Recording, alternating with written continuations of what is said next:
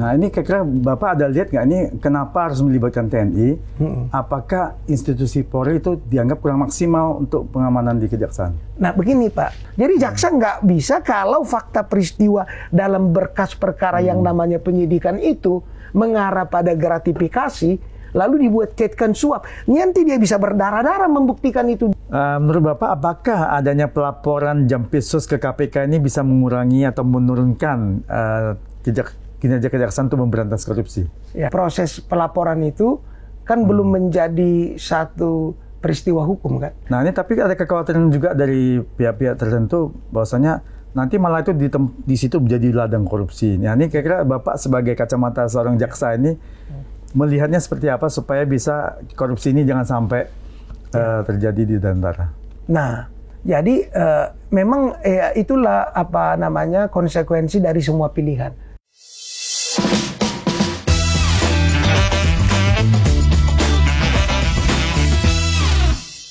Selamat datang di Esser On, edisi sering discussion bersama saya Edi Wijaya. Kali ini saya kedatangan seorang tamu istimewa. Beliau adalah Ketua Komjak, Komisi Kejaksaan Republik Indonesia 2019-2024. Saat ini beliau menjabat sebagai Komisaris PT Dana Reksa. Di sini kami akan bincang-bincang berbagai isu seputar kejaksaan dan Dana Reksa. Siapakah beliau? Langsung saja kita ngobrol dengan Bapak Dr. Barita Simanjuntak, SHMH, CFRA, CRGP. Selamat pagi Pak Barita, apa kabarnya? Sehat ya? Selamat pagi Pak Edi, kabar sehat, baik, sehat selalu.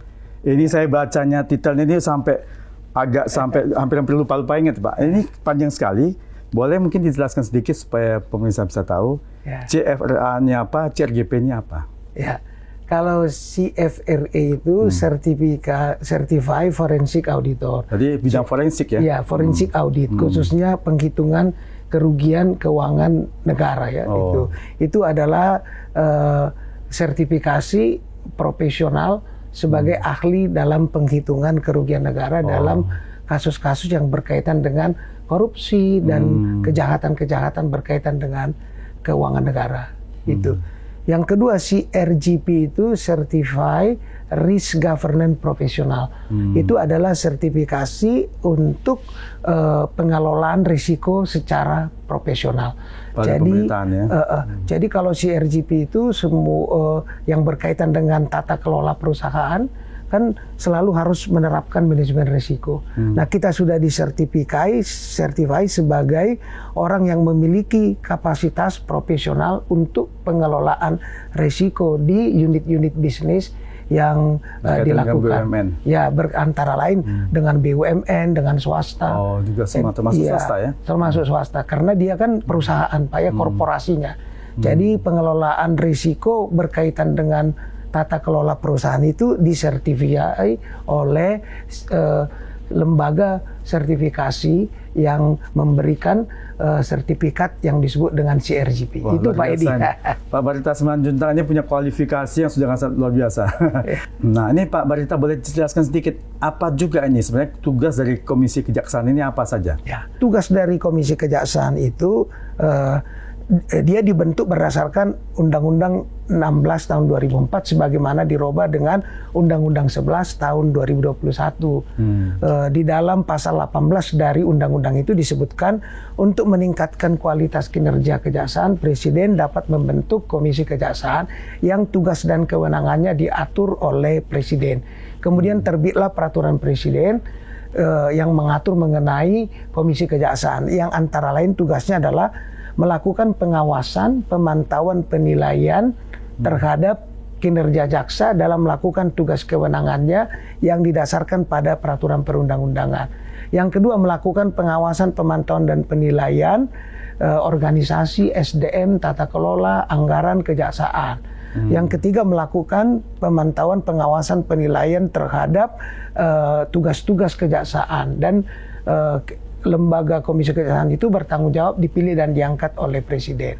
Itu tugasnya Pak. Jadi pengawasan, pemantauan, penilaian baik dalam pelaksanaan tugas kewenangan maupun dalam organisasi tata laksananya. Dan lebih spesifik lagi Pak Edi, antara lain dalam melakukan tugas pengawasan, pemantauan, penilaian itu kewenangannya adalah menerima dan menindaklanjuti laporan pengaduan masyarakat tentang kinerja jaksa dan pegawai kejaksaan dalam melakukan tugasnya. Jadi kita menerima Labdumas, ya kita juga memberikan dulu rekomendasi mengenai bagaimana perbaikan peningkatan SDM organisasi kejaksaan. Jadi selain mengawasi melalui Labdumas, juga memberikan rekomendasi bagaimana agar organisasi kejaksaan itu semakin kredibilitasnya dipercaya publik dan dapat melakukan fungsinya dengan baik. Nah, kalau kejaksaan itu ada oknum jaksa yang nakal, setelah diberi rekomendasi yang menindaknya itu siapa? Tentu saja Komisi Kejaksaan itu tidak mengambil tugas pengawasan yang core-nya itu ada di kejaksaan. Kita dalam implementasinya seperti pengawas eksternal.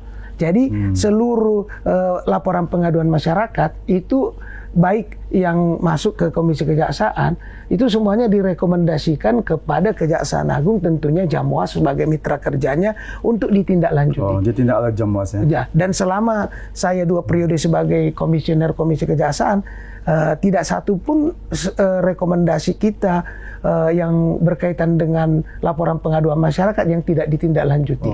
Jadi sudah Komisi Kejaksaan itu memastikan laporan pengaduan masyarakat itu ditindaklanjuti, Pak Edi. Jadi nggak berhenti dan mengecek apakah tindak lanjutnya itu sudah menjawab apa yang dilaporkan oleh masyarakat.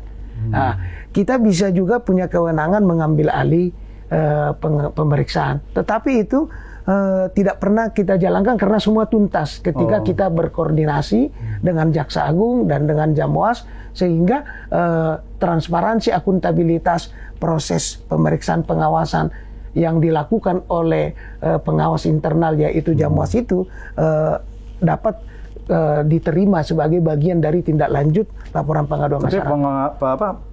Kewenangannya besar juga ya, karena bisa mengambil alih pemeriksaan itu. Iya. Luar biasa. Iya. Nah, itulah sebabnya ada progres yang sangat baik saya kira ya di antara kejaksaan dan Komisi Kejaksaan pada waktu saya.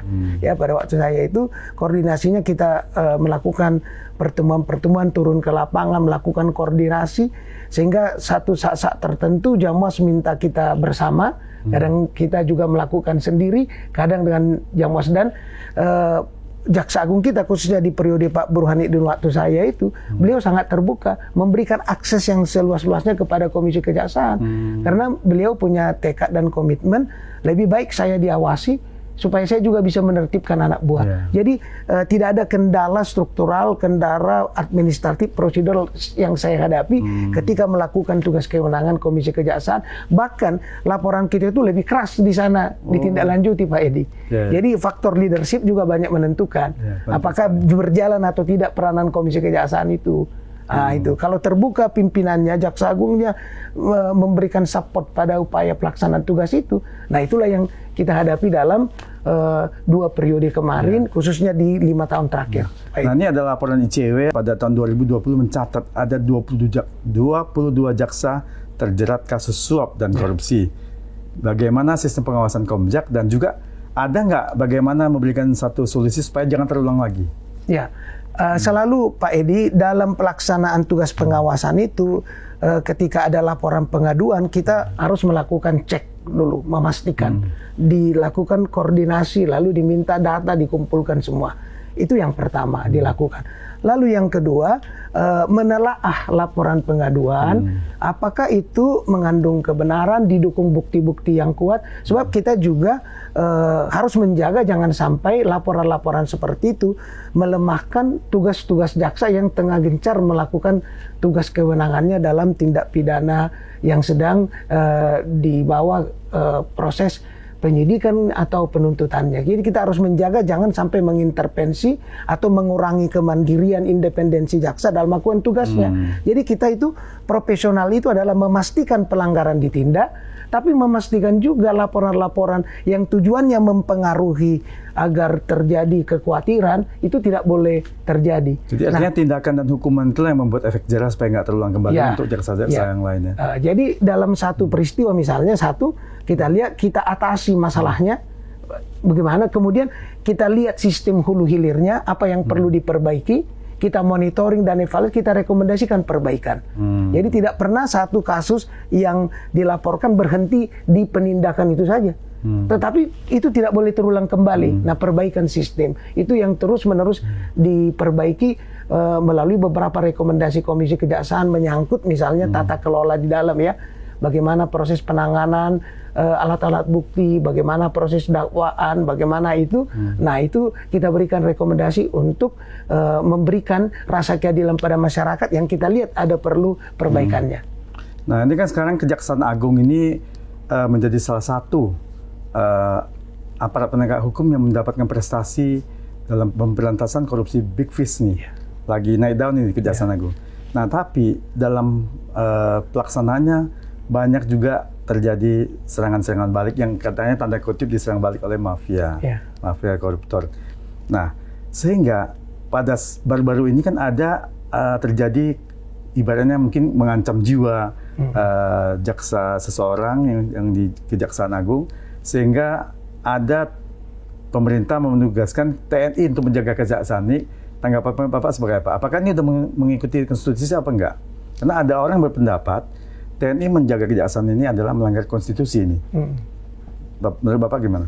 Ya, saya kira kita harus melihat dulu ya rentang perbandingan historisnya ya.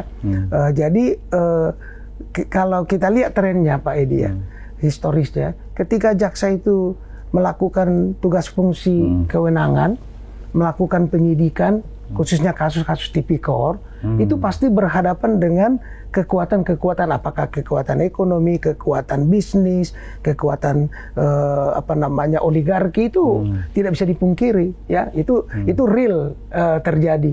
Nah, karena itu maka dalam penanganan kasus-kasus itu ketika dia konsisten melakukan, maka pihak-pihak yang merasa terganggu, terusik dengan penanganan itu pasti melakukan serangan balik ya, upaya untuk melemahkan. Antara lain dengan mempersoalkan hal-hal yang tidak relevan dengan kasus-kasus yang sedang dihadapi dengan tujuan semata-mata agar proses hukum itu mandek atau tidak berjalan sehingga zona nyaman yang sudah dimiliki itu tidak terusik. Jadi ketika jaksa itu konsisten melakukan tugasnya, disitulah muncul tantangan, hambatan, dan gangguan. Karena itu sebenarnya dalam fungsi-fungsi melakukan tugas kewenangan itu dibutuhkan leadership yang kuat. Leadership yang kuat itu artinya keteladanan, konsistensi. Jangan sampai anak buah bekerja, tapi tiba-tiba ada instruksi intervensi lain. Nah, itu selama 5 tahun terakhir, ya ketika saya dulu Ketua Komisi Kejaksaan, dan saya kira itu nilai positif yang membuat kenapa kinerjanya mendapat apresiasi tinggi, karena figur leader di Kejaksaan itu memang konsisten untuk melakukan pemberantasan korupsi dan mengatasi apa hambatan-hambatan yang terjadi di lapangan. Jadi bayangkan aja Pak, Undang-Undang Kejaksaan itu sama ya, perubahan-perubahan yang terjadi itu baru di tahun 2024 dan 2021 dan Undang-Undang 16 tahun 2004 dan Undang-Undang 11 2021. Tapi bisa kinerja dengan Jaksa Agung yang berbeda-beda, bisa kita lihat perbandingannya. Artinya faktor leadership, kepemimpinan, keteladanan itu sangat menentukan. Sehingga anak buah tidak ragu-ragu. Dan komitmen pemberantasan korupsi. Tidak intervensi, tidak dipengaruhi. Semuanya fakta peristiwa hukum terletak di atas meja, bisa dilihat dan diuji siapapun. Nah, disinilah Pak Edi, tentu saja dilihat apa hambatan. Ketika jaksa melakukan penindakan secara tegas, maka muncul kekuatan-kekuatan yang berupaya melemahkan. Ancaman teror misalnya sebagai bentuk-bentuk yang tidak jarang dihadapi, tapi tentu tidak semua mungkin disampaikan karena jaksa juga tidak boleh cengeng kan. Nah, itu sering sebagai saya dulu ketua, sering saya terima laporan informasi begitu. Tapi untunglah sekarang keluar peraturan presiden yang menyangkut mengenai perlindungan jaksa. Itu sudah lama sebenarnya, ketika RUU Undang-Undang 11 2021 itu, waktu itu saya Ketua Komisi Kejaksaan, ada 7 substansi yang kita usulkan untuk dimasukkan di dalam Undang-Undang Kejaksaan, antara lain adalah perlindungan jaksa dan keluarganya. Karena kita sudah mendeteksi Kalau jaksa diharapkan melakukan fungsi kewenangannya penindakan, penyidikan, penuntutan kasus tipikor, maka yang pertama akan dihadapi adalah kekuatan yang menggurita di semua elemen kepentingan bisnis besar ini. Karena itu dia harus diperkuat. Dan komitmen leader itu tidak hanya di kejaksaan. Kita lihat kemarin itu Pak Prabowo sebagai presiden telah mengatakan tidak ada kompromi terhadap korupsi. Nah, bentuknya adalah ketika jaksa menghadapi hambatan, dikeluarkan peraturan presiden mengenai perlindungan terhadap jaksa dan keluarganya. Dan keluarga. Dan harus diingat, dua institusi ada terlibat di situ. Institusi Kepolisian Republik Indonesia dan TNI. Selama ini hubungan koordinasi dengan TNI di dalam Kitab Undang-Undang Hukum Acara Pidana, khususnya pidana umum, kan berjalan, Pak. Dan selama ini berjalan misalnya pengawalan tahanan itu kepolisian melakukan. Ya, tetapi tantangan ke depan kan tidak hanya sebatas hal-hal yang biasa-biasa, karena kejahatan korupsi ini kan kejahatan yang strategis, extraordinary, luar biasa, menyangkut kepentingan banyak orang. Maka kalaupun TNI terlibat di situ, di dalam Perpres itu dijelaskan hal-hal yang bersifatnya strategis dan pengamanan jaksa dan keluarganya, agar target dari Presiden Prabowo untuk tidak toleransi, zero tolerance terhadap korupsi ini dapat terimplementasi dan diawasi di lapangan. Itulah leadership yang kuat, itu membuktikan bahwa sebenarnya pemerintah, presiden mengapresiasi kinerja-kinerja itu dan perlu diperkuat. Karena itu ke depan dari situ kita bisa lihat, Pak Edi, bahwa kelihatannya pemberantasan korupsi tidak akan ada kompromi lagi nih. Karena jaksa sudah diberikan perlindungan, jangan takut, ambil semua milik negara yang diambil secara tidak sah, kembalikan ke negara untuk kesejahteraan rakyat. Itu menjadi satu bagian yang kita lihat adalah politik hukum pemerintah kita di bidang penegakan hukum, khususnya terhadap kejaksaan. Nah, ini kira-kira Bapak ada lihat nggak ini kenapa harus melibatkan TNI?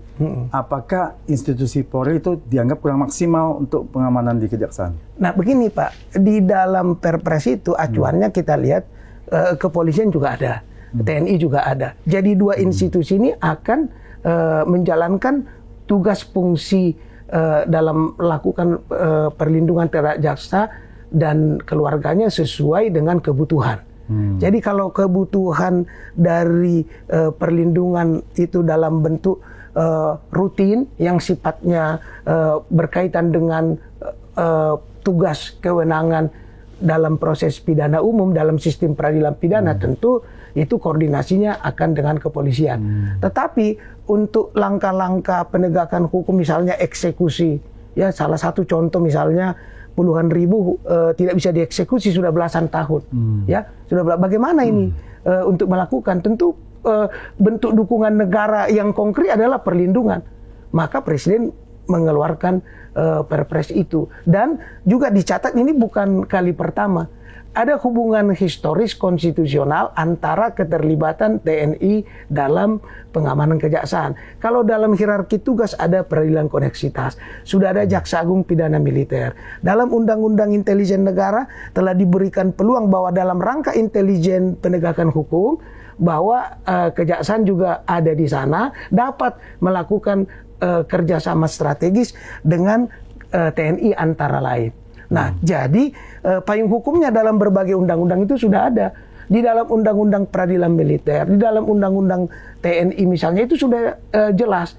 Dan kita perlu tahu, masyarakat saya kira juga perlu memahami bahwa keterlibatan TNI tidak dalam rangka mengurusi substansi tugas kewenangan jaksa, tidak. Ya kan ini tapi juga melindungi petugas kejaksaan saja. Dia pengamanan saja kan, pengamanan saja yang sesuai dengan target dari harapan pemerintah terhadap tindak pidana korupsi ini. Tentu perlu dia diproteksi jaksanya kan, tidak masuk di dalam urusan melakukan penuntutan, melakukan penyidikan, tidak di situ. Prosesnya terbatas pada pengamanan sesuai dengan Perpres. Berarti yang tadi Bapak sampaikan untuk misalnya membantu eksekusi sesuatu kasus, berarti nggak hanya situ kan, ini lebih fokus kepada pengamanan dan perlindungan terhadap jaksa orangnya. Dan kejaksaan. Karena Presiden Prabowo juga waktu di pidato itu menyebutkan beliau mengetahui ini ada ancaman jiwa terhadap petinggi di Kejaksaan Agung. Berarti ini ada ancaman terhadap Kejaksaan Agung. Ini lebih tepatnya seperti apa ini? Ya, Atau mungkin rahasia ini? ya. Jadi saya kira kita juga perlu, karena itu sudah ada di berbagai media juga ya. Acap kali ketika jaksa itu melakukan penyidikan, melakukan penuntutan, melakukan eksekusi, acap kali ancaman teror itu, ya, ancaman teror, misalnya contohnya dilakukan penguntitan, lalu difoto, foto keluarganya, difoto anak-anaknya. Walaupun itu, tapi apa tujuannya kalau diberikan kepada jaksanya? Misalnya dikirim ini anakmu. Lalu secara psikologis itu memberikan semacam ya itu kan ancaman dalam tanda kutip ya. Jaksa ini Pak Edi, ketika saya sebagai ketua komisi kejaksaan dulu banyak berdialog, itu sudah siap mati untuk Republik dalam rangka tugasnya. Tapi anak dan istrinya kan nggak bisa dong, anak dan istri itu mesti menjadi orang yang harus harus mengalami sesuatu kan. Kalau jaksanya ya sudah teken kontrak, siap mati untuk Republik. Tapi kan cuma keluarga. Hal itu kan bisa melemahkan proses penegakan hukum. Karena kita berhadapan dengan kekuatan-kekuatan besar. Jadi wajar saja perlindungan itu harus diberikan secara konkret. Baru kali ini dalam sepanjang sejarah Adiaksa ada peraturan presiden, walaupun kita dulu sudah mengusulkan agar itu masuk di undang-undang, tapi dinamika waktu itu belum melihat hal strategis. Barulah tahun 2025 ini presiden mengeluarkan. Jadi sinyalemen mengenai perlunya perlindungan jaksa dan keluarganya itu sudah terjadi semenjak jaksa mulai melakukan fungsi-fungsi penyidikan dan penuntutan kasus-kasus Big Fish tadi, mega korupsi tadi, kasus timah, kasus CPO, kasus tambang. Itu Pak Edi. Ya, kasusnya besar, angkanya triliun, ratusan triliun. Kan bukan ecek-ecek itu. Kalau sudah menyangkut triliun, berapa persen dari APBN atau mungkin kita. Itu sudah ada menyangkut oknum pejabat tinggi di sesuatu institusi barangkali. Iya kan, terang aja Pak. Kalau Pak Edi kan kemarin itu Jampitsus misalnya dilakukan penguntitan, udah ketemu orangnya, siapa, apa tujuannya. Kan itu nggak bisa dianggap sederhana kan, itu satu bentuk peringatan untuk jangan masuk-masuk di misalnya contohnya ya. Nah ini yang saya kira harus konkret bentuk perlindungan negara dengan mengeluarkan Perpres ini, membuktikan bahwa apa yang dilakukan jaksa itu adalah tugas negara. Berarti sekarang kesimpulannya adalah TNI melakukan pengamanan dan perlindungan terhadap aparat Kejaksaan Agung ini atau semua jaksa adalah sudah sesuai konstitusi ya. Iya. Memang demikian seharusnya, karena kan sudah ada payung hukumnya di berbagai peraturan perundang-undangannya itu. Tidak hanya TNI, kepolisian juga, dan itu sudah berjalan pengawalan tahanan, pengawalan beberapa yang diperlukan dalam rangka adanya ancaman-ancaman misalnya itu sudah dilakukan. Nah ini kan baru-baru ini kami ada ngundang Bapak Sugeng Teguh Santoso, Ketua IPW. Nah beliau mengatakan sudah melaporkan Jampitsus ke KPK ya, melaporkan Jampitsus ke KPK dalam kasus dugaan lelang PT Gunung Bara Utama yang katanya ini angka lelangnya itu jauh di bawah appraisal. Nah ini sebenarnya proses lelang di Kejaksaan Agung ini seperti apa ini? Kalau nggak salah kan di PPA ya? Ya. Nah, ini BPA. Sekarang namanya BPA, dulunya PPA ya. Kira-kira Bapak bisa jelaskan ini lebih jelas nih proses lelang di BPA ini seperti apa? Ya, kalau dalam hal ini kan sifatnya teknis ya Pak Edi ya. Tapi yang saya ketahui tentu secara normatif dan secara regular ya, regulatorinya tidak ada kaitan langsung proses lelang kepada Jampitsus itu, mohon maaf. Nah itu proses perencanaannya, koordinasinya, pelelangannya, penentuan nilainya, penentuan pemenangnya itu ada di unit yang sudah naik statusnya disebut sebagai Badan Pemulihan Aset. Dulu BPA, ya? Pusat Pemulihan Aset. Itu dulu Pusat Pemulihan Aset dipimpin oleh pejabat kejaksaan eselon 2. Sekarang sudah eselon 1. Justru karena strategisnya lembaga ini supaya tugas dan kewenangannya bisa lebih maksimal, maka Presiden menetapkan peraturan menaikkan eselonisasi dari PPA itu menjadi Badan Pemulihan Aset. Jadi di dalam aset dari sitaan rampasan yang sudah berkekuatan hukum tetap oleh pengadilan untuk dilakukan jaksa eksekutor, itu prosedur dan tahapannya sekarang ada di Badan Pemulihan Aset itu. Dari mulai perencanaannya, tadi saya katakan, dari kemudian koordinasi kepada kementerian sektoral di mana barang sita rampasan itu ada, sampai pada proses pelelangannya, koordinasi dengan unit-unit lelang, kemudian tahapan administratifnya, tahapan perdatanya, tahapan pemenangnya, itu penilaian juga appraisal independen ada juga kan? Harus dilakukan oleh pihak independen, itu ketentuan yang harus dipenuhi. Dan saya kira istilahnya kalau mau mendeteksi adanya hal yang tidak benar itu mudah saja. Appraisal kan ada pihak independen, pihak ketiga, bahkan itu ada pandangan-pandangan dalam menerima second opinion atau pandangan dari para appraisal penilaian itu. Mereka kan ada asosiasinya yang tidak bisa diintervensi, independen ya kan. Cuma saja tahapan pelaksanaan lelang itu kan juga ada ketentuan apabila misalnya tidak memenuhi atau nilainya terlalu tinggi. Karena ini kan barang sitaan, barang rampasan yang bisa saja penilaian dari appraisal itu ya tidak ada yang bisa memenuhi, maka dilakukan ulang itu. Oh, jadi kalau salah appraisal pertama itu kan 3,4 triliun tuh. Iya. Nah, kenapa lelangnya menangnya 1,9 triliun? Ya, tentu dasarnya itu appraisal juga. Apabila dia menentukan nilainya itu terlalu tinggi, ada rumusnya yang secara profesional memberi peluang bagaimana cara menghitungnya. Nah, itu bisa ditanya tim penilai. Kalau nggak salah, setelah waktu pertama 3,4 triliun itu dilelang berkali-kali nggak ada. Nggak ada yang. Sehingga dinilai ulang. Dinilai ulang oleh appraisal independen kan. Baru dilelang kembali lagi. Dilelang kembali. Itu yang saya pahami. Berdasarkan ketentuan itu patokan dan pegangan kita, dan itu ada di Badan Pemulihan Aset. Jampitsus itu punya kewenangan untuk melakukan penyidikan, penuntutan, dan eksekusi.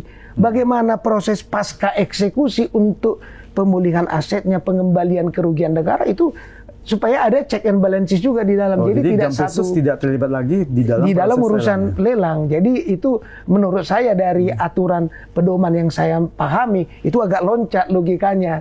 Ya harusnya pertama ya ditanya aja appraisal penilai itu kan, bagaimana jasa penilai itu menentukan. Kalau dianggap ada hal yang nggak perlu, laporkan kepada asosiasi. Berarti kalau misalnya nilai salah, appraisalnya yang harus dijadikan sasaran pertama dulu. Ya. Kenapa kamu nilainya rendah gitu ya? Ya itu. Tapi kita harus hargai juga kan profesi ini, Pak ya. Mereka punya punya legasi yang kuat kan. Mana ada orang mau mempertaruhkan kredibilitas masa depannya kan sudah sangat sulit itu. Karena kan asesmennya juga ketat ya. Ini diakui sebagai appraisal, tentu kriteria asesmennya, penilaiannya kan bukan dilakukan oleh kejaksaan. Harus kredibel dan dipercaya kan, sama dengan kantor akuntan publik. Sekali dia main-main dengan audit, rusak namanya, nggak dipakai lagi. Jadi itu saya kira proses yang kita harus lihat secara utuh ya, agar kita bisa melihat kewajarannya ya. Dan di situ juga ada kan penilaian terhadap nilai pasarnya ya, kemudian nilainya itu sepenuhnya adalah kewenangan profesional dari lembaga yang memiliki kapasitas ya, seperti saya misalnya. Kalau ditanya penghitungan kerugian negara CFRE saya sudah ya, karena udah certified. Sudah certified, CRGP sudah kita itu ya. Nah, itu kan lembaga-lembaga yang secara profesional diakui oleh lembaga yang punya kredibilitas. Jadi apapun bentuk hitungan yang dia keluarkan, itu tentu ada hitungannya ya. Yang kadang kita kan kaum awam ini melihat, wah nilainya sekian, tapi nilai ekonomis kemudian ketika proses itu terjadi kan ada dinamikanya. Yang jelas keliru kalau ada markup, ada yang fiktif, ada yang mensreanya negatif untuk mendapatkan keuntungan kan begitu. Nah, kenapa kita nggak boleh takut kalau memang firm itu, karena negara ini harus menerima apa yang menjadi haknya. Barang-barang sitaan rampasan yang dilelang itu harus dikembalikan ke negara untuk dilakukan sebesar-besarnya kemakmuran rakyat. Jadi itu yang menurut saya ya sangat penting dalam mengatasi masalah-masalah yang berkaitan dengan eksekusi barang rampasan ini. Itulah makanya Pak Edi, Kejaksaan sangat mendukung dan mendorong agar dikeluarkan undang-undang perampasan aset. Yang sekarang masih gantung dong. Iya lama itu. Sekali nih. Akibatnya muncul apa kan polemik perbedaan begini-begini. Ini nilainya kok apa seperti itu kan? Nah, satu lagi yang masalah lelang di Gunung Barai Utama ini, menurut Ketua IPW bahwasanya PT yang menang lelang ini juga baru dibuat 3-4 bulan sebelum lelang. Ini kira-kira gimana? Kenapa begitu? Ya ini kan apa namanya katakanlah fenomena yang dilihat oleh masyarakat. Tetapi lebih ke dalam, kan di situ ada legal auditnya, legal due diligence-nya, peraturannya.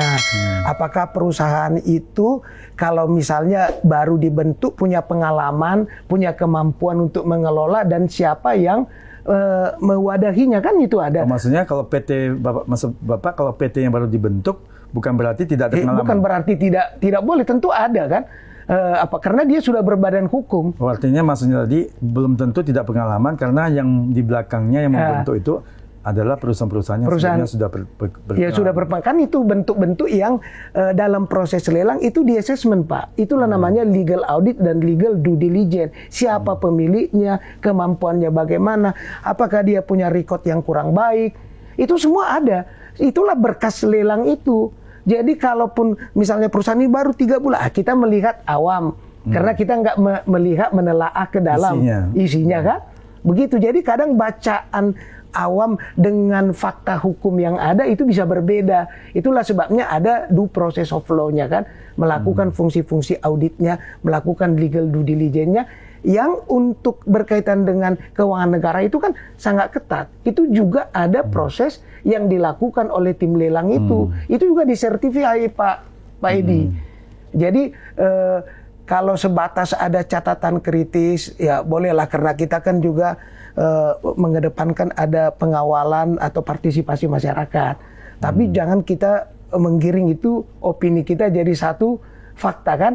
Karena kadang kalau itu kita kemas dalam bentuk seperti bukan sebatas informasi masukan pengawalan, nanti kita menjadi mengintervensi penegakan hukum. Kan penegakan hukum ini tidak boleh mendorong supaya terbukti kesalahan dan atau mengatakan supaya tidak terbukti. Kan harus fakta peristiwa dan fakta-fakta hukum yang real. Kan perbuatan kan. Nah, jadi seperti tadi, apakah nilainya? Oh ada.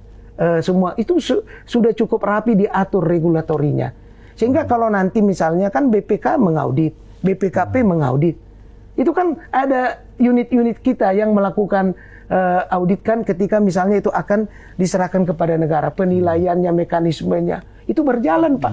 Tidak mudah untuk melakukan hal-hal yang melanggar kan, karena dalam setiap kementerian lembaga kita kan audit kepatuhan juga dipastikan, dokumen-dokumennya juga dijalankan.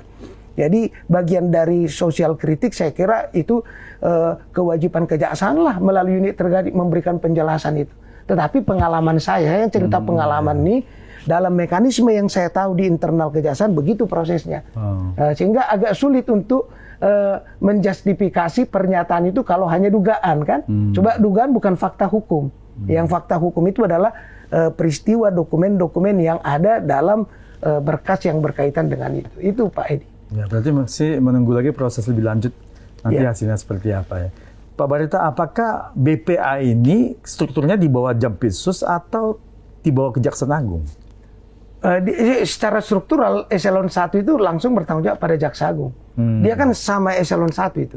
Jadi eselon 1 di Kejaksaan itu ada Jaksa Agung Muda ya, ada yang teknis, non teknis, baru ada badan diklat dan badan pemulihan aset. Jadi kepala BPA ini sejajar setingkat dengan eselon 1 Jaksa Agung Muda. Jadi bertanggung jawab pada Jaksa Agung. Jadi tidak bisa intervensi yang itu. Jadi artinya dari jam mengintervensi BPA itu agak sulit itu ya, karena sesama pejabat eselon 1 ya strukturalnya. Setara ya? Ya, setara.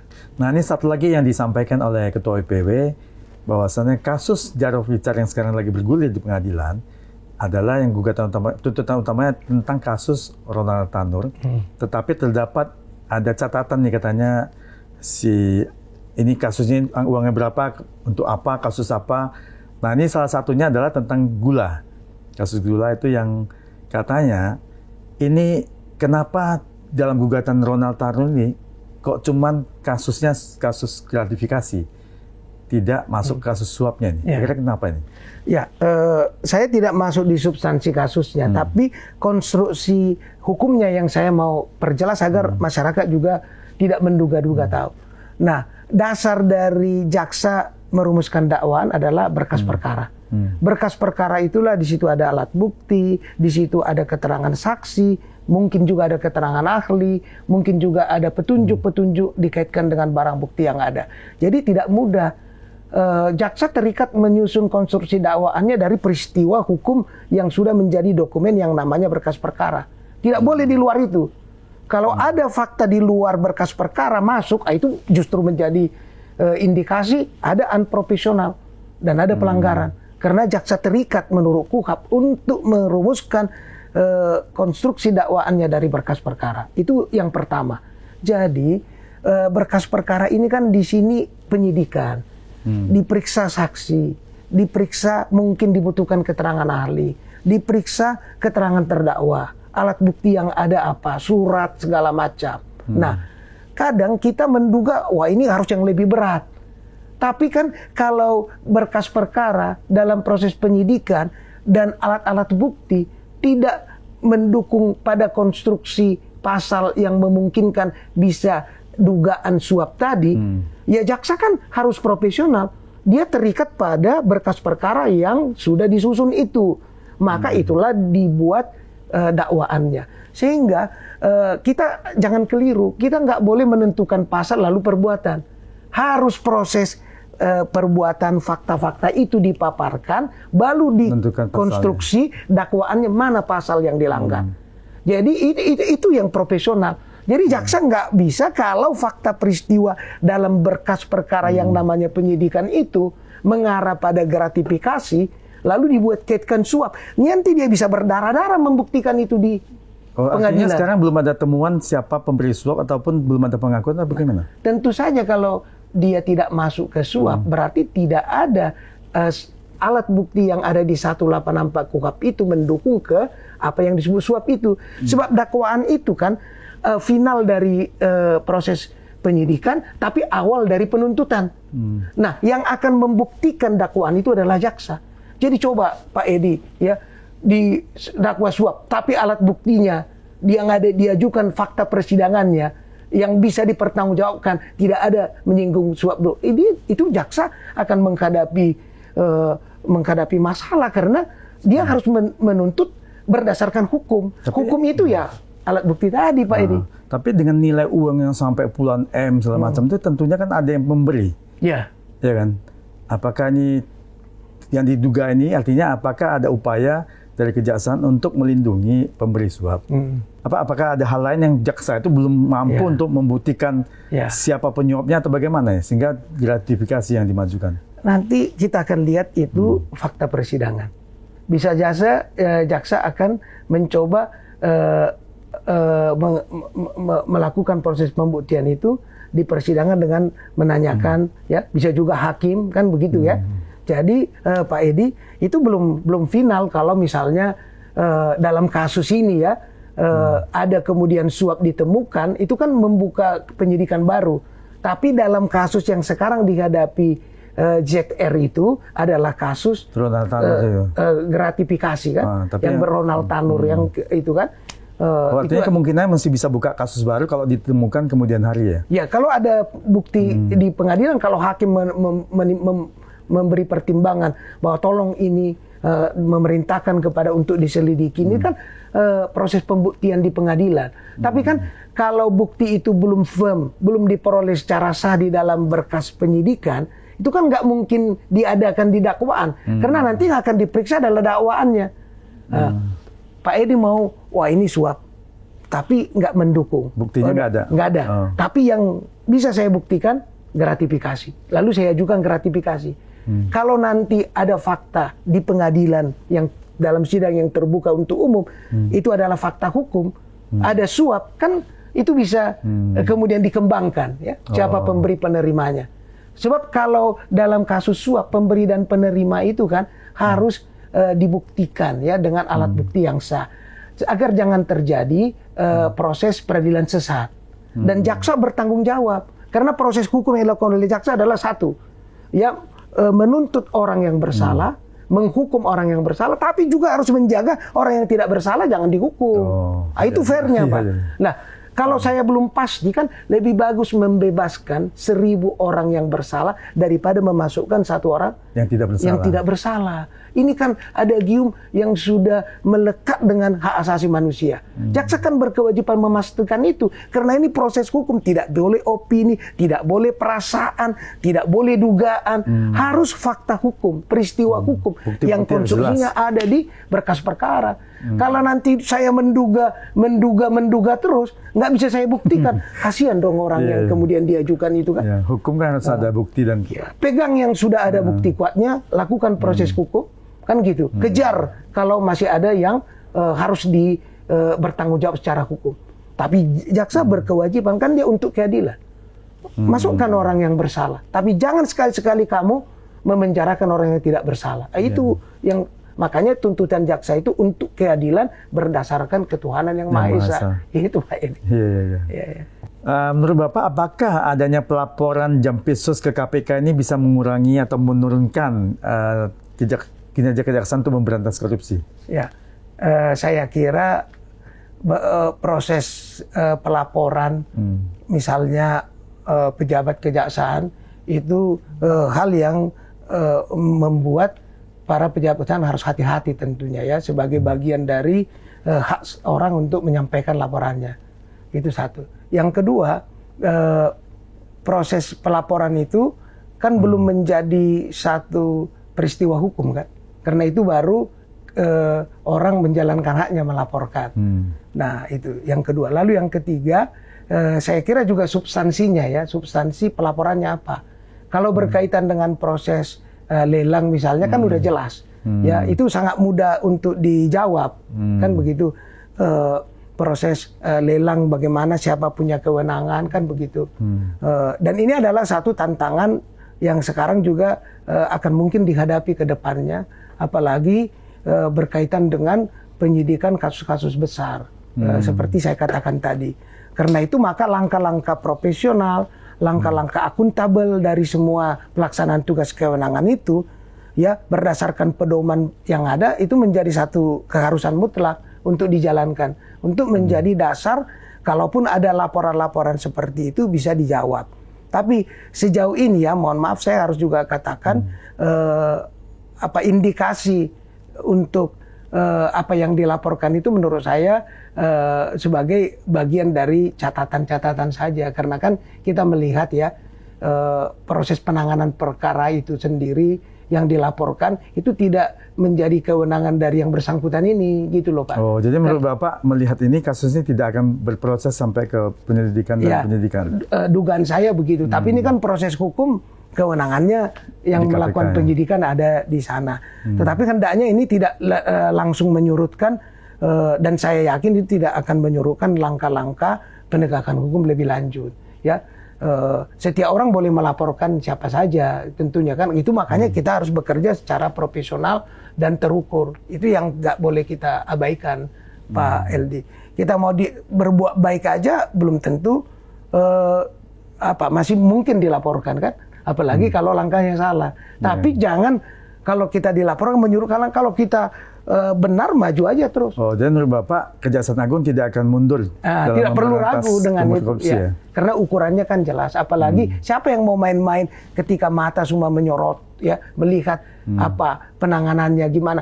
Karena sekarang Pak Edi trennya itu kemarin di hasil survei kepercayaan publik itu ya, masyarakat itu tidak hanya melihat langkah pertama. Mereka mengikuti. Jadi gitu, coba bayangkan itu kasus ZR misalnya, kasus tambang, kasus timah, ya, kasus eksekusi. Kan tidak hanya sebatas saya lalu memanggil untuk sidang, saya melaporkan. Tapi apa outputnya sesudah itu? Itu menjadi bagian yang menambah keyakinan publik terhadap penegakan hukum kita. Jadi mereka nggak bisa lagi hanya diberi janji, publik sudah bersikap kritis terhadap langkah-langkah apapun yang dilakukan oleh penegak hukum. Jadi tidak hanya bisa diberikan, oh sudah begini, akan dikejar terus tindak lanjutnya apa. Sekarang survei hampir setiap 3 bulanan kan Pak.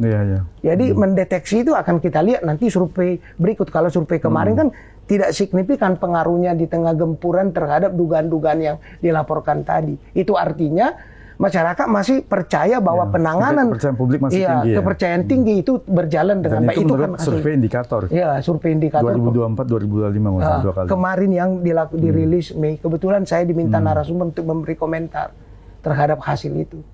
Itu Pak Edi.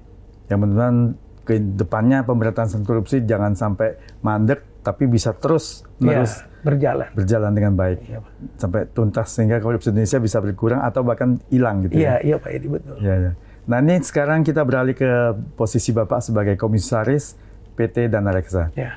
Nah sekarang kan sudah ada Danantara ini. Kira Dana Reksa dengan Danantara itu ada kesamaan atau apa enggak? Ya. Seperti di dalam kewenangannya. Ini kan sekarang Pak, kalau semua BUMN kita kan sudah di bawah Danantara kan, dan itu adalah kebijakan yang sudah ada dalam undang-undang, dan itu sudah juga sinkron atau sejalan dengan undang-undang BUMN, undang-undang kekayaan negara segala macam. Tapi intinya adalah dengan beralihnya ke Danantara, maka tujuannya adalah untuk mengakumulasi seluruh keperluan-keperluan dalam pengelolaan bisnis negara yang melakukannya lewat BUMN itu tidak terganggu oleh ketersediaan modal, oleh konsolidasinya. Jadi akan fokus kepada upaya pencapaian target bisnis yang dimonitor, dijaga, dikawal oleh Danantara itu sebagai entitas tertinggi di sana yang mengatur tata kelola semua BUMN di bawah. Jadi ini justru memperkuat Dana Reksa sebenarnya. Nah, kira-kira fungsi Dana Reksa selama ini apa saja sebenarnya? Nah, kalau Dana Reksa ini kan dia melakukan holding dari belasan BUMN yang melakukan core-nya itu di transformasi dan investasi. Nah, untuk transformasi adalah penyehatan, tata kelola, penyempurnaan, perbaikan kan, lalu refocusing bisnisnya. Termasuk di situ kalau misalnya di bidang investasi kan, pembiayaan, mencari skema-skema pembiayaan yang menguntungkan, yang bisa menjadi dasar atau modal bagi entitas yang ada di bawahnya untuk mengembangkan usahanya. Nah, selama ini kan Dana Reksa mengerjakan itu. Kalau sekarang itu ada di Danantara, berarti kerja-kerja itu akan semakin fokus dan akan semakin terjadi konsolidasi yang lebih besar. Kan kalau mengelola... Bukannya Danantara sudah bisa mengambil alih ke seperti apa yang dilakukan Dana Reksa nih? Nah, tapi kan skalanya akan dinaikkan kapasitasnya. Jadi tidak lagi hanya sebatas sektoral itu, tetapi pengembangan keseluruhan ini dipastikan akan lebih terakumulasi modal dan investasi serta transformasinya. Saya kira itu adalah untuk memaksimalkan peranan organ-organ perusahaan yang bertujuan profit ini lebih maksimal. Sehingga akumulasi modal yang demikian besar, pengelompokan bisnis yang strategis sesuai dengan tujuan dari pengendali pemegang saham pemerintah itu bisa menghasilkan pendapatan yang lebih besar ke negara ya. Kan tujuannya di situ, Pak. Supaya kapasitas itu jangan harus meningkat dari yang ada sekarang. Karena itu butuh modal, butuh transformasi. Nah, siapa yang mengelolanya? Danantara. Kenapa? Danantara kalau sudah semua BUMN kita akumulasi modal dan investasinya ada di situ akan semakin mudah, Pak. Mengelola BUMN kita dengan modal yang sangat besar itu akan memungkinkan skala kapasitasnya itu akan bisa lebih efektif sekali. Danantara kan pengelolaannya sampai 15.000 triliun. Iya, itu Pak. Besar sekali. Nah, besar kan daripada hanya sektoral BUMN kita karena undang-undang PT kan membatasi ya, tetapi dengan adanya Danantara lintas dan pengelolaannya itu akan lebih cepat dan lebih fokus pada strategi yang ditetapkan oleh Danantara tentunya. Jadi Pak Barita melihat Danantara ini dibentuk positifnya akan menghasilkan yang lebih baik. Ya, menghasilkan yang lebih baik dan sekaligus juga mempermudah pemerintah untuk mendapatkan hasil yang lebih maksimal ya, karena kalau sekarang kan Presiden selalu menekankan supaya BUMN itu naik kapasitasnya itu. Nah, dengan adanya Danantara, kesulitan-kesulitan yang ada di BUMN ini dari masalah transformasinya, masalah investasi akan bisa diatasi karena dia punya modal yang besar. Bahkan juga kan sudah ditawarkan pada investasi asing kan, investor asing. Saya kira ini satu terobosan langkah-langkah baru untuk kita bekerja lebih extraordinary daripada yang selama ini. Ini satu kemajuan yang menurut saya kalau ini dikoordinasi baik-baik di antara BUMN itu akan lebih baik, sehingga Kementerian BUMN kan sebagai regulator dia fokus pada upaya-upaya yang mengawasi, memaksimalkan, tapi urusan bisnisnya, pengelolaannya ada di Danantara. Tapi bukannya kita lihat dengan adanya Danantara ini BUMN juga, Kementerian BUMN juga agak berkurang nih. Lihat kewenangan atau tugas-tugasnya mulai terambil alih oleh Danantara nggak kira? Ya memang itu konsekuensi daripada pilihan kita antara investasi pengembangan kapasitas yang ada sebagai kendala yang selama ini dengan regulatornya. Jadi Kementerian BUMN akan fokus pada regulatorinya. Jadi dia akan lebih bebas untuk melakukan pengawasan. Karena nanti pengelolaannya ada di Danantara. Kan? Memang pengawasan ini kan faktor pengawasan sangat penting sekali nih. Kalau tata kelolanya terus orangnya di dalam melakukan menjalankan Danantara ini tidak kurang tepat, kurang maksimal ataupun nanti agak sedikit melenceng, pengawasan apa yang kira Bapak lihat nih yang bisa sanggup untuk mengawasi ini dengan baik? Nah, yang memang kalau tren ekonomi hukum kita kan sekarang itu di dalam undang-undang PT juga sebenarnya ada, tapi kan kita punya karakteristik karena kita punya BUMN. Bandul arahnya itu memaksimalkan peranan dari masing-masing BUMN kita adalah dengan meningkatkan kapasitas dan keberanian menempuh atau mengambil terobosan-terobosan yang terukur. Kan itu Pak ya. Sebab hanya dengan inovasi, terobosan-terobosan yang menurut tata kelola korporasinya baik, itu bisa mendatangkan pendapatan yang jauh lebih besar.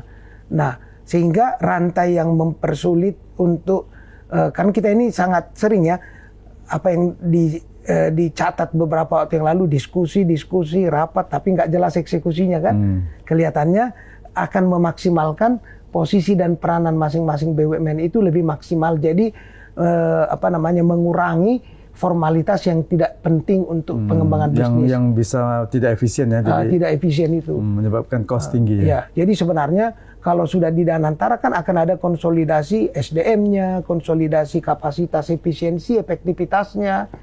Karena dia skalanya besar sehingga dia bisa mudah tanpa kesulitan untuk dari sudut finance-nya membiayai semua prinsip-prinsip efisiensi. Sebab untuk prinsip efisiensi kadang kan kita butuh sumber dana juga untuk jangka menengah dan jangka panjangnya akan mengembalikan. Nah, kalau itu tidak didukung kuat begitu, maka inilah yang selama ini sektoralnya jalan sehingga proses penanganannya membutuhkan tahapan yang lama. Nah, kalau ini sudah di Danantara, yang satu kesan itu akan bisa teratur. Menurut saya itu visi besar dari pemerintah menghadirkan Danantara untuk mengatasi apa yang selama ini menjadi kendala. Kan kita punya 844 BUMN, Pak. Nah, dengan ini akan ada spesialisasi, fokus, ya supaya itu dilihat sebagai satu kesatuan. Jadi kebutuhan yang satu bisa istilahnya dari kantong kiri, kantong kanan. Dan bisa mudah dikoordinasikan, mudah dikoordinasikan dan disinergikan. Nah, ini tapi ada kekhawatiran juga dari pihak-pihak tertentu bahwasanya nanti malah itu di situ menjadi ladang korupsi. Nah, ini kira-kira Bapak sebagai kacamata seorang jaksa ini melihatnya seperti apa supaya bisa korupsi ini jangan sampai terjadi di Danantara. Nah, jadi memang itulah konsekuensi dari semua pilihan. Apapun pilihannya, mau dengan tata kelola Danantara ataupun yang lama, peluang itu selalu ada. Selalu ada kemungkinan itu melakukan korupsi ya. Nah, pengawasan dan pencegahannya ini bagaimana? Tapi terus terang kita katakan Kementerian BUMN itu sangat detail loh Pak. Mengatur semua tata kelola, manajemen risiko, bahkan setiap waktu ada peraturan menteri menyangkut bagaimana menurunkan, menghilangkan masalah-masalah fraud ya, tata kelola pengawasannya. Itu berlapis betul. Sehingga kalau itu saja sebenarnya dijalankan, itu akan banyak sekali menghapuskan atau setidak-tidaknya mengurangi fraud ya, mengurangi kasus-kasus yang berkaitan dengan perilaku yang tidak baik. Nah, sekarang yang perlu di Danantara ini kan di situ di Danantara ada BPK, ada PPATK, ada kejaksaan, ada kepolisian, semua terlibat penegak hukum kita. Sebenarnya dengan ini terkonsolidasi akan lebih mudah. Anda tidak perlu takut untuk melakukan aksi korporasi, tapi juga harus terukur. Kalau lu macam-macam di situ ada. Jadi prosesnya nggak lama. Jadi kita harus selalu memaknai, memperbaiki tata kelola, ya, supaya seluruh kemungkinan ada penyimpangan itu dapat dideteksi, ya, di semua entitas bisnis kita yang ada. Karena tujuan dari fungsi-fungsi manajemen kita kan pengawasan itu salah satunya untuk menutup peluang adanya pelanggaran, memperbaiki sistem agar tidak terjadi, tidak terulang pelanggaran, serta memaksimalkan kapasitas sehingga bisa mendatangkan profit benefit yang lebih maksimal untuk negara. Jadi tata kelola itu tetap harus dilakukan. Nah, dengan adanya Danantara ini, maka Kementerian BUMN punya power betul melakukan pengawasan, sehingga dia nggak perlu ragu. Karena dia sudah reguler, kan BPI dia bisa masuk, kemudian ke BUMN dia bisa melakukan fungsi pengawasan itu, tata kelolanya. Tapi sekali lagi, tata kelola itu juga dijalankan oleh mesin organ yang antara lain adalah individu. Ya, kita tetap mengatakan bahwa yang mengendalikan sistem itu semua individu. Karena itu orang-orang yang duduk di semua elemen bisnis seperti itu harus orang yang integritasnya tinggi. Nah, kemudian deteksi penemuan apa itu harus sistem auditnya, terintegrasinya, tata kelolanya. Nah, kalau itu mesin sudah bekerja, saya kira Danantara akan lebih memaksimalkan fungsi bisnis itu, sementara pengawasannya ada di Kementerian BUMN. Ini menjadi sinergi karena tidak putus, Pak. Kementerian BUMN dalam melakukan fungsi pengawasannya berdasarkan bisnis model dan best practice yang sudah selama ini luar biasa dikelolanya. Nah, Danantara akan dimudahkan untuk fokus ke bisnisnya karena seluruh instrumen pengawasan, instrumen manajemen risikonya sudah dirumuskan oleh badan yang juga negara, yaitu Kementerian BUMN. Jadi kalau ini bersinergi, saya kira pilihan Pak Prabowo itu adalah langkah praktis, langkah strategis untuk memaksimalkan peranan itu. Kalau kedua ini dikawinkan, ya kita harus jaga betul agar ini bisa berjalan dengan baik, maka potensi profit dan benefit target yang dicapai dari bahkan bisa melebihi daripada apa yang selama ini bisa diperoleh. Saya kira itu, Pak Edi. Ya, semoga Danantara tata kelolanya baik, pengawasannya juga sinergi dengan Kementerian BUMN dan juga baik, menghasilkan profit yang banyak buat negara. Ya, ini pertanyaan terakhir nih Pak Barita. Apa pesan Bapak agar penegakan hukum di Indonesia ini bisa memberikan rasa keadilan buat masyarakat nih? Ya, tentunya satu, penegakan hukum yang konsisten dan mau mendengar apa harapan publik. Harapan publik itu mudah sebenarnya. Lembaga-lembaga survei yang ada, yang diakui kredibilitasnya ya, itu menjadi sumber referensi utama untuk melihat sejauh mana yang saya lakukan ini. Satu. Yang kedua, konsisten menjalankan ya penegakan hukum sehingga rakyat tidak melihat tebang pilih, tidak melihat hanya istilahnya panas-panas tai ayam, lalu nggak jelas ujung pangkalnya. Nah, hasil survei yang dilakukan oleh indikator kemarin telah memberikan beberapa harapan masyarakat terhadap penegakan hukum kita. Antara lain yang saya sebutkan tadi Pak Edi, konsistensi dan tuntas. Nah, kenapa kejaksaan tingkat kepercayaan publik tinggi? Karena dua itu dipenuhinya. Kan gitu. Satu, konsistensi. Tidak hanya level yang dulu menjadi cerita lama. Hanya pelaksana. Hanya pejabat setingkat lapis 3-4 ke bawah yang bertanggung jawab dan sampai ke sidang. Sekarang kita lihat, ya mantan menteri, ya kepala daerah, di lembaga perwakilan, pengusaha bisnis kelas atas. Kan begitu Pak Edi, itu turut mempengaruhi kepercayaan publik. Karena kalau publik ini cuma melihat hukum itu tajam ke bawah tumpul ke atas, dia kenapa penting kepercayaan publik? Karena kalau kepercayaan publik tinggi akan memudahkan penegakan hukum itu berjalan efektif. Kan efektivitasnya. Kalau Dan untuk siapa penegak? Untuk rakyat. Kalau rakyat nggak merasakan dampaknya, apa kita mau berteriak seperti pertapa di hutan sunyi? Kan nggak. Untuk masyarakat agar mereka merasa keadilannya terpenuhi, konsistensi dan tuntas. Tuntas itu antara lain, Pak, tadi sampai kok ke sidang, sampai kok keputusan, bahkan sekarang sampai eksekusi. Ya kan gitu, eksekusi sawit yang Duta Palma, kemudian yang di Tapanuli itu ya, itu tuntas kan Pak, 40.000 hektar misalnya. 47.000. Lalu kasus Duta Palma di Riau itu kembali dan disaksikan oleh masyarakat. Ini rasa keadilannya terpenuhi. Wah, saya bayar pajak, saya bayar ini semua, ternyata orang yang nggak benar mengambil hak saya juga ditindak. Dan yang tidak kalah pentingnya sekarang, nah itu saya kira penting saya sampaikan, keberanian kejaksaan itu menyidik. Ada apa di belakang satu putusan? Dulu kan tidak ada yang pernah cerita oknum hakim bisa masuk ke pengadilan. Nah, jaksa punya power. Dia lihat nih, loh kok saya mendakwa menuntut sudah setengah mati, sudah tuh kok hukumannya nggak ada korelasinya. Maka dia cek mafia peradilannya, siapa yang bermain di sini. Dia fungsi kewenangan, akhirnya ketemu, Pak. Itu yang membuat kepercayaan publik itu tinggi. Karena publik sangat sangat memenuhi rasa keadilannya apabila oknum-oknum pejabat hukum ini tidak kebal hukum. Dan juga jaksa nangkap hakim ini kan juga sesuatu yang baru ini. Iya, coba bayangkan semua masyarakat ini. Ada apa di balik ini? 1T uang yang diterima itu, jangankan cuma masalah jaksa aja, penjelasannya hampir pingsan melihat begitu. Waktu mengambil uang itu, kata Pak Jampitsus di DPR kemarin, melihat uang begitu banyak itu jaksanya hampir pingsan. Nah, itulah peranan kejaksaan yang sekarang, dulu kan dia dihimpit dua kekuatan. Karena dia cuma melakukan fungsi penuntutan ya, dari penyidikan dia penuntutan pidana umum. Dan putusannya ada di hakim, dia di tengah terjepit. Tapi di tangan Pak Burhanuddin sekarang, posisi terjepit itu justru bisa menentukan arah di pengadilan. Lu jangan macam-macam. Lu memutus perkara nggak benar juga bisa gua punya kewenangan. Dilaksanakan kewenangan itu dengan baik. Tanpa maksud lain ya. Itu yang disaksikan oleh masyarakat yang membuat rasa keadilannya terpenuhi.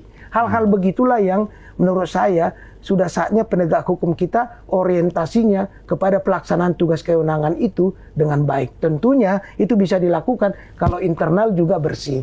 Ya kan, jangan sampai terkendala hanya masalah-masalah itu. Ya, karena penegak hukum sendiri juga harus bersih. Kalau kotor, gimana mau bersihkan yang kotor? Ya, terima kasih Pak Barita Simanjuntak atas waktunya ngobrol-ngobrol di podcast EDSR On. Ya, makasih Pak Edi. Salam sukses selalu.